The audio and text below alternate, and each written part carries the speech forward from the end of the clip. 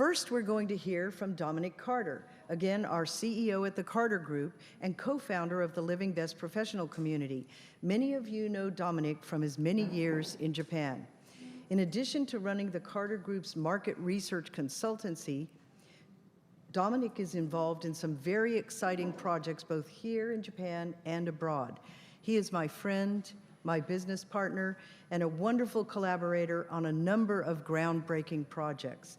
I am so pleased to have been working with Dominic for all these years and to be introducing him today. Please welcome Dominic Carter.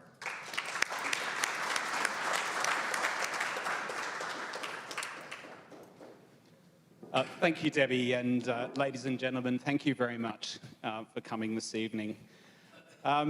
We started Living Best, I think it's about 2 years ago now, and the reason why we started Living Best is that we feel that the path that we walk as we age, it doesn't have to be predetermined. That image that we have of growing old and how undesirable that is and horrible, we want to change that.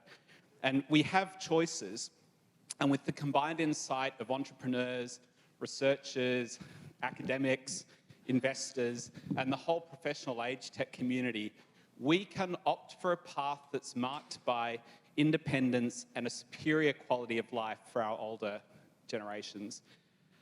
I think it's also extremely important to remember why we're on this journey. So as we kick off our program for this evening, I'm going to start with a story about our users.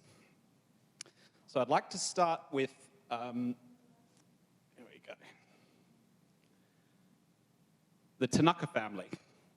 So this is a seemingly quite typical Japanese family. I'm going to start with Hiroshi. He's 49. He's actually the same age as I am.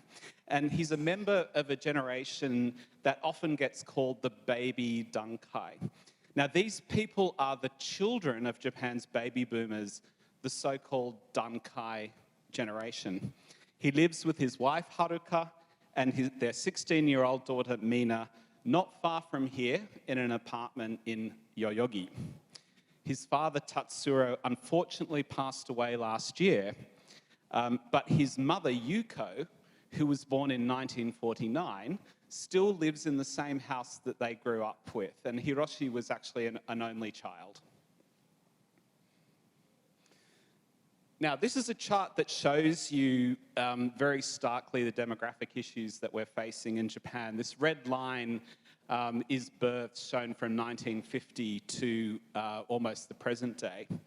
And you can note that there's an almost unbroken trend downward in births over the years. And we can also see that deaths have been rising in recent years as well. Now, in fact, there were 2 baby booms in Japan. There was one in the late 40s, and something that is a little bit less known is that in the early 70s, there was also a mini baby boom in Japan. So these were, in the 70s, these were people like Yuko who had children like Hiroshi. So because those 2 generations, the Dankai and the baby Dankai, make up such a large proportion of the Japanese population, it's important to get to know them beyond the numbers. So coming of age in the 60s and 70s, the Dankai, or Japan's baby boomers, have been the backbone of Japan's consumer generation for decades. They are totally modern people, but still informed by traditional Japanese values with a strong emphasis on hard work and duty. They're not afraid of technology, but basically due to unfamiliarity and lack of habit, there can be some resistance there. On the other hand, the baby Dankai, they grew up in an era of technological advancement and are very open to having technology in their lives. They're actually not digital natives. That's more the generation that came after them. But they are proactive about health and wellness and accustomed to a tech-enabled lifestyle, and also very open to the intersection of health and wellness and technology. So it's very easy to imagine a situation where, as new age tech products become available, the baby Dankai are going to be buying these for their parents. They're going to be arranging it for their parents, and they're going to be advocating that tech for their parents. Now, what of course is even more interesting is that the baby Dunkai, because they have the experience of enabling tech for their parents, when we age, we're going to buy that tech ourselves. And so there's going to be a lot more competent preparation using tech with the baby Dunkai. So with that, I'll take you to tonight's story. So I want to tell you two stories about the Tanakas. The first, unfortunately, is about the way that life unfolds all too often for aging people in our urban, disconnected environments. And then I want to tell you another story about this family, which outlines a future that's transformed by the types of technology that we're going to see this evening. So about 3 months ago, 8 a.m., Hiroshi's mother, Yuko, woke up feeling particularly stiff that day. She struggled to get out of bed, her limbs tangling with the sheets and her nightgown clinging uncomfortably to her back. She even noticed a little bit of blood on the sheets as her skin has grown so thin recently, and the friction sometimes causes a bleed. At 10 a.m., Yuko's routine was a silent affair. She went about her tasks with what we can say is a sense of detachment. While trying to pour herself a cup of tea, she noticed her hands trembling a little bit more than usual. At 12 p.m., eating alone, Yuko missed the days when the family would gather. Loneliness seemed to be a frequent companion these days. After a quick visit to the supermarket, Yuko kind of struggled to lift some shopping bags, a reminder that she needs to practice those exercises that her son's been telling her to do. At 2:30 p.m., she felt a slight dizziness, but she brushed it aside. She doesn't have a way to communicate or track such anomalies in real time. At 4 p.m., as Yuko moved to the balcony, she tripped over a rug and fell hard. Unable to call for help, she lay there in pain, waiting for someone to find her.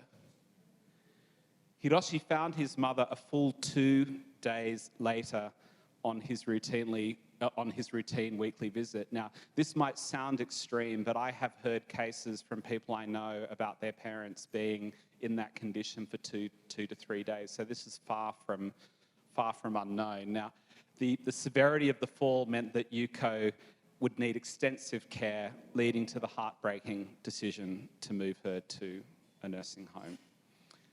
Unfortunately, this is a very common story, but we believe that assisted by tech, we could write a very different story for Mrs. Tanaka. So on that same morning, 3 months ago, Yuko's sleepwear glided seamlessly over the sheet, making it effortless for her to rise. She started her day with confidence. At 8 a.m., Yuko used a wearable device that stabilized her hands. This allowed her to pour her tea with precision and without spilling it, and just a little part of preserving her independence. At 10 a.m., Yuko used a personalized AI-powered in-home exercise machine designed for her age and strength level. The gamified challenges added fun to her routine, making it an activity to look forward to.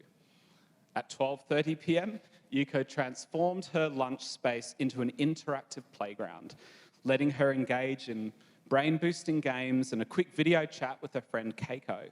And moments like this of connection can be very important for mental well-being. Now, Yuko's friend Keiko lives in a nursing home these days, but she was telling Yuko about by just putting on a VR headset, you can have the most amazing experiences, even though you're just sitting in the common room of the nursing home. Keiko says she can travel anywhere. Last week, she visited Paris, and to be honest, it's almost better than being there, no bed bugs. At 2:30 p.m., Yuko's smartwatch sent an alert to Hiroshi, notifying him of a potential health concern, which Yuko felt as dizziness. So Hiroshi was concerned enough to decide to check on her on the way home. You know, he thought maybe about 7 p.m. should be okay. Well, at 4 p.m., Hiroshi was informed of an anomaly in Yuko's movement, and the device sent an alert in real time. Hiroshi was immediately informed of the fall, ensuring immediate assistance. So Yuko had to go to hospital, but about 9 a.m. she was able to come home. So she didn't even have to stay overnight. So her injuries were, of course, much less severe. Her condition was much better than it otherwise would have been. Now, Hiroshi has always been enamoured with the potential of technology, dabbling in the latest gadgets and apps, yet seeing his mother navigate the problems of ageing, he's found a new passion, which is age tech. That's why he's always taken the trouble to make sure that his mother has the latest devices that he thinks will help her. Despite Yuko's generation not having digital assistants or screens or PCs, she's always been open to new experiences. She has an insatiable zest for life and an inbuilt trust in Hiroshi's judgment. Their shared vision is simple: to use technology in reshaping her golden years to make them even more golden. So let's pick up our story again. So one afternoon, Hiroshi came across an organisation called Living Best that strives to improve the quality of life for seniors through innovative age tech solutions. Their local chapter in Tokyo is known for its extensive induction program and its interactive approach in integrating seniors with age tech. They signed up together. On the day of the induction, Yuko was welcomed warmly by the members. Hiroshi could see the glint in her eyes, the same that she has when she embarks on any new adventure. At the end of the session, she was handed a tablet with a survey. Living Best was keen on collecting real-time feedback from its members on various age tech concepts. Would these concepts be beneficial for her? Yuko pondered each question, carefully considering the implications. To her, it wasn't just about usability, it was about how could she enrich her life. A week later, they were invited to an exclusive event in Aoyama. The ambience was festive, with a mix of startup founders and seniors mingling, their conversations a blend of memories and future aspirations. Yuko loved every moment, from the interactive tech booths to the heartfelt testimonials. She felt connected, not just to the present, but to a future that was inclusive and exciting. Shortly after the event, a researcher from Living Best visited Yuko's home. They wanted to discuss one particular concept in depth. As Hiroshi brewed some tea, the representative began explaining.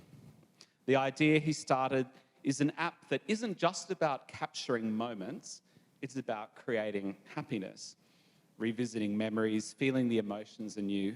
It's designed for seniors to relive their cherished memories, feel the warmth, hear the laughter, and sometimes even the touch. Yuko listened intently, the idea resonating with her deeply. It wasn't just about tech, it was about heart, soul, and memories. As the Living Best representative left, Yuko looked at Hiroshi, her eyes moist. "Let's do this, Hiro," she whispered. It wasn't just a nod to the latest inspiring concept that she saw, but to a brighter, tech-aided future. The pair, mother and son, stood at the cusp of tomorrow, ready to embrace it. And my friends, this story is to be continued. Thank you.